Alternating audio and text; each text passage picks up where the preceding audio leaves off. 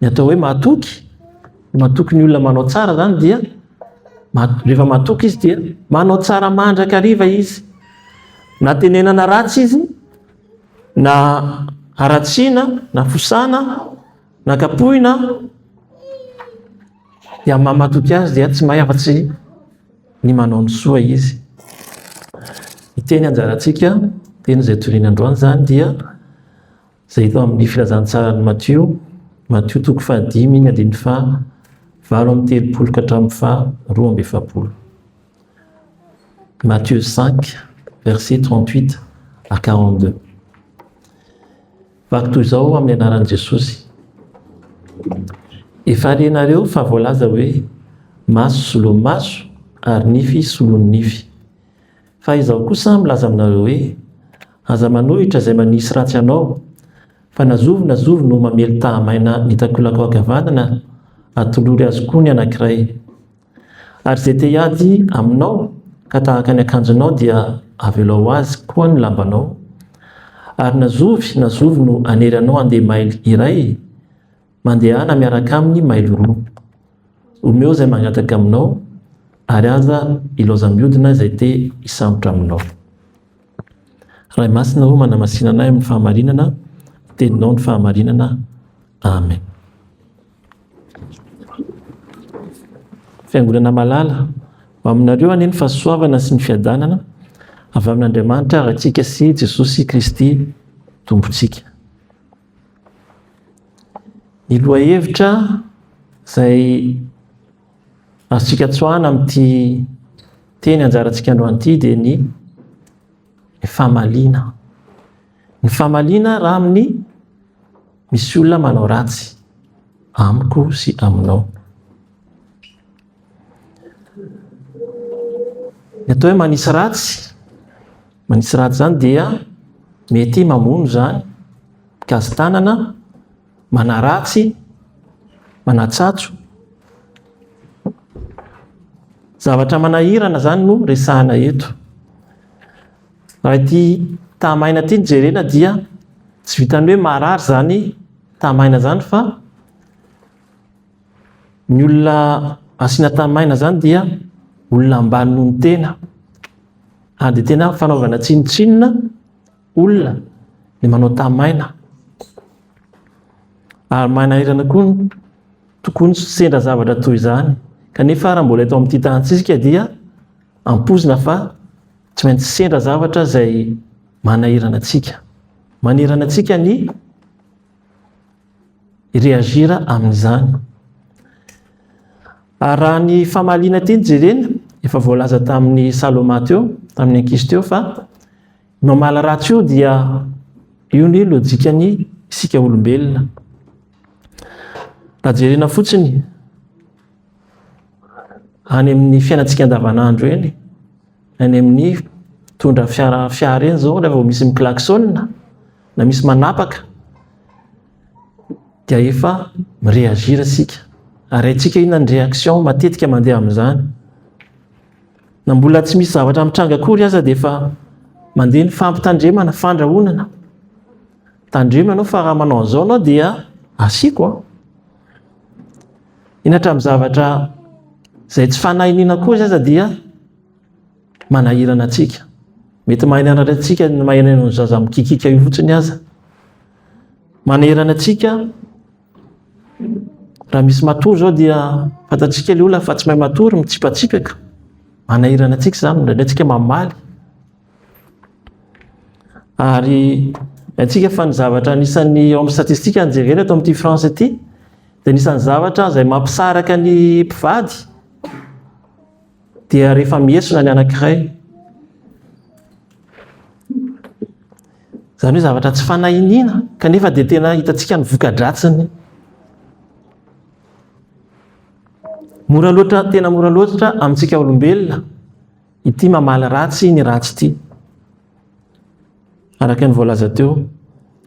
Ary tena zavatra tokony ny vononontsika amin'ny enina sy ny fioban'ny isan'andro izany. Ratsy izany dia toy ireny zavatra hita amin'ny fait divers reny, ny fiainantsika. Pira aza, ary tenenana ratsy tokoa ny anaran'Andriamanitra. Zay eo ihany ny atorantsika mpanota zany. Fa misy koa zavatra zay fahadisoantsika koa. Fahadisoantsika dia tsy fahaizantsika mametraka ny zavatra amin'ny toerany. Misy zavatra roa azo tsoahana amin'izay ary fahalalana an'izany dia afaka tokoa ampianatra antsika mba tsy hahazo problème samihafa. Voalohany dia mikasika ny fametrahantsika ny fahamarinana, aiza ny toeran'ny fahamarinana. Zavatra tena maty matesantsika olombelona raha ity fahamarinana ity. Zavatra tiantsika zany hoe za marina, manana ny teny farany. Ka mazany ny olana dia lasa ifikirantsika ilay fahamarinana. Na dia fahamarinana kely aza dia ifikirantsika mafy zany. Ary amin'izany raha misy olona manao ratsy amiko, kitikitika ny fahamarinako io, dia tonga masika amin'ilay olona toatra ny manana fahefana mihitsy ary rehefa avy eo hoe hanao zavatra amin'ity olona ity. Lasa mamaly ratsy ny ratsy. Rehefa io no aminatsika fahamarinana io, rehefa io no tsy amelantsika moa zany, dia tena tsy amelantsika koa izay mifanandrina amintsika. Tsy amelantsika hatramin'ny farany na dia hatrany amin'ny tribonaly aza. Raha misy sendra manontany ohatra misy napetrako teto ny styloako dia manontany olona iray eto koa dia mba hainao ny naka ny styloako. Fandraisantsika an'izay fotsiny dia efa mety hanafitohina antsika hoe koa dia very ny rangahy efa mpangalatra ary aho. Nefa fanontaniana satria ilay fahamarinana ao anatintsika io no voatotohina. Dia asa dia valiteny mety asetritsika izany. Ataoko inona koa stylo? Ry havana, tsy tokony hikatsaka na hifikitra amin'izay heverintsika ho fahamarinantsika isika. Fa kosa hibanjina mandrakariva ilay tena fahamarinana izay omen'Andriamanitra antsika. Moa fantatsika fa efa nomarin'ny mamaim-poana va isika noho ny fahasoavany lehibe. Fa raha tsy mifikitra amin'izany tsika dia ady tsy vita araka ny nambara teo. Jereo ny adin'ny Palestina sy Israely, tsy izany tokoa ve? Izay no manana ny marina, izay no manana ny marina, izay no manana ny rariny, ny tatsiny nanomboka taloha. Ka ny fanontaniana petraka amin'izao dia hoe moa ve ny fiainantsika koa ao amin'ny tokantranontsika ao, ny amin'ny toeram-piasana any, any amin'ny fianakaviantsika any, ho dia ataontsika Palestina sy Israely ihany koa. Teboka faharoa indray dia ity tenako ity nataoko ivo ny zavatra rehetra. Io ny toerana omentsika ny tenantsika ity. Ataontsika ambony izy io, ambony dia ambony. Ka amin'izany rehefa misy zavatra misy ataky mandoa amintsika na misy zavatra manjoa antsika dia raisintsika personnel ao antsika ilay izy. Lasa affaire personnel ao ilay izy. Tena za mihitsy nalain'ny baraka teo mason'olona teo. Dia rehefa voadona amin'ny izay tsika ao anatin'ny ambopontsika ao dia tonga amin'izay fahavononana amin'ny zavatra maro samihafa. Ka mila mipetraka amin'ny toerantsika isika. Mila mipetraka amin'ny toerantsika isika fa mba tsy hiopefy. Afaka saintsaintsika ve hoe amin'ny mondial zao zany dia mandeha mpilalao, misy mpilalao iray mitakila an'ilay mpilalao iray dia ilay mpilalao no mitsangana andeha amely le nitakile azy hoe amboariko elahy fa elahy nanao anaty toy izao. Nefa misy arbitre eo, lasa maka ny toeran'ny arbitre. Lasa maka toerana ambony noho ny arbitre aza. Aoka tsaroantsika ry havana fa efa novidian'i Jesosy izaho sy ianao. Efa novidian'i Jesosy izao sy ianao. Ary ilay rano sarobidy izay nalatsa ny tao Kalvaria, izany no nanefany izany ho azy sy ianao. Ka amin'izany dia tsy ny tenantsika intsony, tsy ho intsony no voalohany, tsy ho intsony lohalaharana, araka ilay teny hoe tsy izaho intsony ny velona. Dia raha misy izany olona manao ratsy amiko, manao ratsy aminao, dia tsy izaho aloha no ataken'izany olona izany voalohany, fa ilay tompoko, ilay ny tomponao, izay efa nifidy anao, izay efa niantso anao, manana ady aminy izany olona izany. Jesosy ny tena niantefany izany zavatra ratsy ataon'ny olona izany amiko sy aminao voalohany. Noho izany dia tsy mitondra irery intsony ny adintsika eo amin'ity izao tontolo izao toy isika, fa tena afaka midécharger izany eo amin'i Jesosy ilay tompontsika. Ary fantatsika fa matoky ny tenin' Jesosy hoe aty amin'izao tontolo izao no ahitanareo fahoriana, nefa matoky izao efa naresy izao tontolo izao. Jaona 9:7-20 izay. Matoky izao efa naresy izao tontolo izao. Io izany tokony ahazoantsika toky hoe tsy manahy antsika, na dia misy manao ratsy antsika aza. Ny fampianarana izay ataon'i Jesosy eto ry havana dia tsy fampianarana hoe toy ny non-violence. Raha non-violence dia misy olona mamely ihany ianao, dia malahelo ihany ianao avy eo, tezitra ihany ianao rehefa avy eo, na dia tsy mamaly aza. Zavatra mihoatra lavitra noho izany no fikendrena eto, dia mba ahafahantsika mi-encaisser, mandray izany zavatra manjoantsika izany, ary avy eo dia manana fiadanam-po. Mitoetra amin'ilay fiadanam-po izay efa nomeny Jesosy antsika tsirairay avy. Dia aka ohatra kely tsika amin'ny Baiboly, tantaran'i Josefa ilay mpanonofy. Antsika ny tantarany fa nialina azy ny rahalahiny, ka mikasa hamono azy.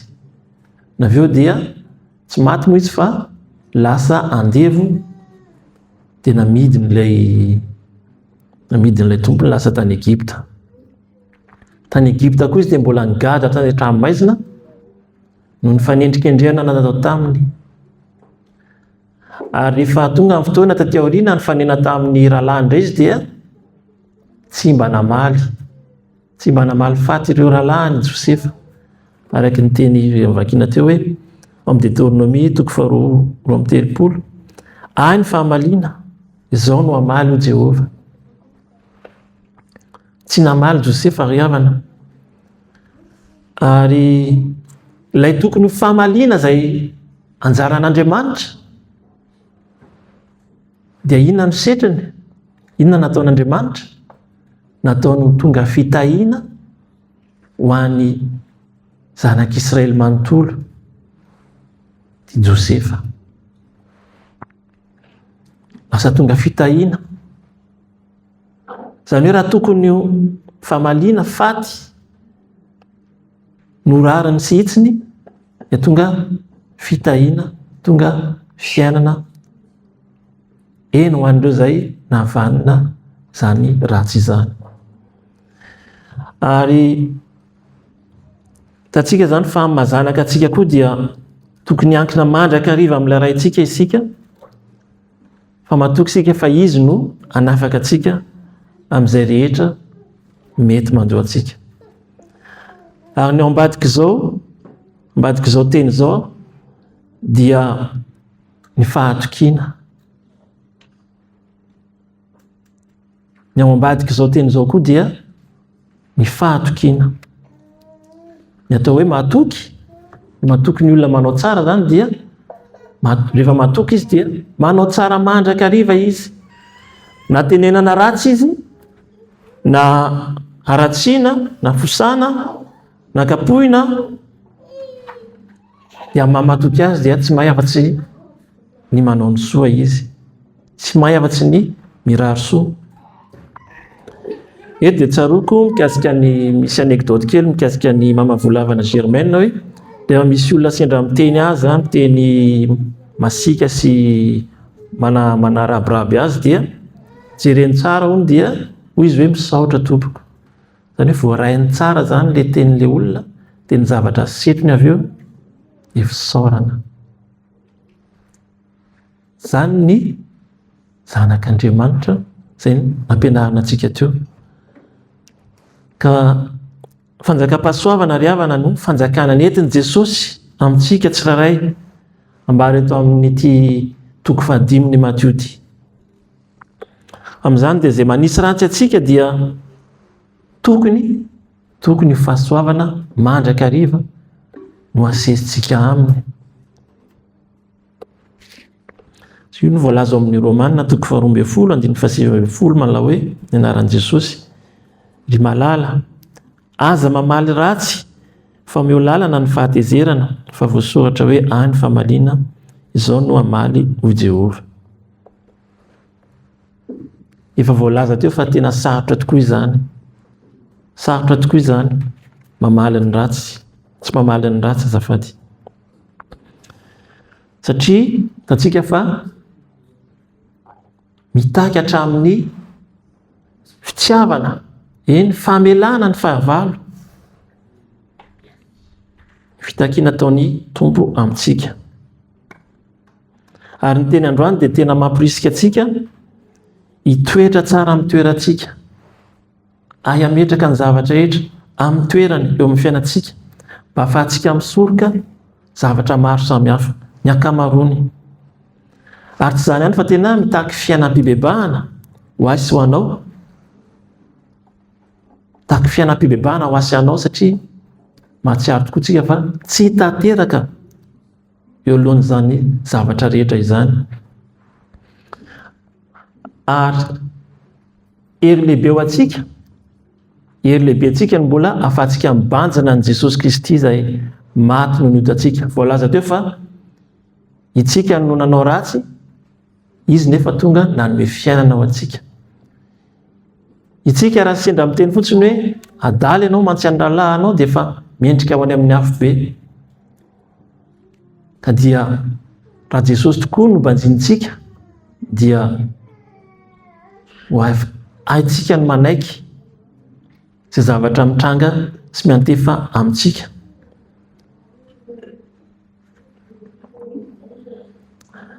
Maro ny témoignage ireo kristianina izay